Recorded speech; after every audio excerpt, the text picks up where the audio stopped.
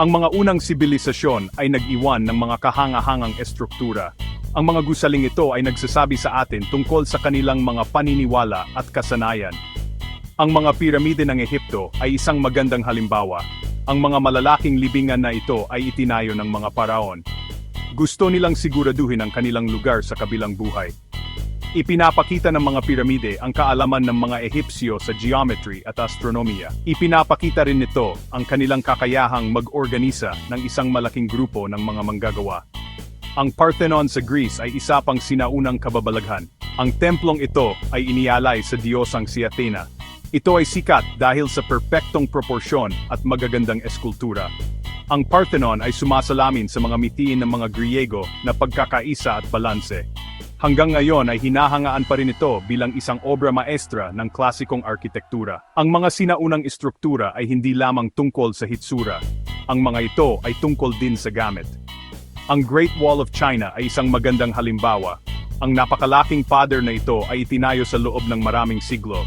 Ito ay dinisenyo upang protektahan ang China mula sa mga mananakop. Ang Great Wall ay isang testamento sa ambisyon at kasanayan sa inhenyeriya ng mga sinaunang Tsino. Ito ay isa sa mga pinakakahanga-hangang istrukturang naitayo. Ang mga Romano ay kilala sa kanilang kahanga-hangang kasanayan sa inhenyeriya. Nagtayo sila ng mga kalsada, tulay, at mga aqueduct sa buong imperyo nila. Ang mga istrukturang ito ay nakatulong upang pagdugtungin ang mundo ng mga Romano at magdala ng tubig sa kanilang mga lungsod. Ang mga inhenyero ng Romano ay mga dalubhasa sa konkreto. Dahil dito, nakagawa sila ng matitibay at pangmatagalang istruktura.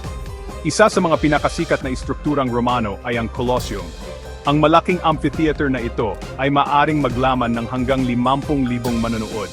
Ginamit ito para sa mga paligsahan ng mga gladiator, pampublikong pagbitay, at iba pang mga kaganapan.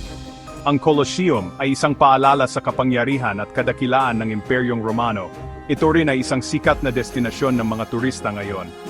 Ang arkitektura ng Romano ay hindi lamang tungkol sa mga praktikal na istruktura. Nagtayo rin ang mga Romano ng mga templo, paliguan, at iba pang pampublikong gusali. Ang mga istrukturang ito ay madalas na pinalamutian ng mga detalyadong mosaic at eskultura. Ipinapakita nito ang pagmamahal ng mga Romano sa karangyaan at palabas. Noong Middle Ages, isang bagong estilo ng arkitektura ang lumitaw, ang Gothic. Ang arkitektura ng Gothic ay kinikilala dahil sa mga tulis na arco, ribbed vaults at flying buttresses nito. Ang mga katangiang ito ay nagbigay daan para sa mas matataas, mas magaang gusali na may mas malalaking bintana. Ang mga stained glass window ay naging karaniwang katangian ng mga katedral na Gothic. Pinupuno nila ang mga katedral na makukulay na liwanag. Ang mga katedral na Gothic ay hindi lamang mga lugar ng pagsamba. Ang mga ito ay mga sentro rin ng pag-aaral at kultura. Inaakit nila ang pinakamahusay na arkitekto, artista, at mga manggagawa noong panahong iyon. Kumalat ang arkitektura ng Gothic sa buong Europa. Ito ay nagkaroon ng malaking impluwensya sa pag-unlad ng arkitektura sa kanluran. Isa sa mga pinakasikat na katedral na Gothic ay ang Notre Dame sa Paris. Ang iconic na istrukturang ito ay kilala dahil sa magagandang stained glass window at masasalimuot na eskultura nito. Ang Notre Dame ay isang obra maestra ng arkitektura ng Gothic. Ito ay simbolo ng lungsod ng Paris. Ang Renaissance ay nagmarka ng panibagong interes sa sining at arkitektura ng classical. Ang mga arkitekto tulad ni Filippo Brunelleschi ay tumingin sa mga Romano para sa inspirasyon. Bumuo sila ng mga bagong pamamaraan at ideya. Ang simboryo ni Brunelleschi para sa Florence Cathedral ay isang groundbreaking na tagumpay.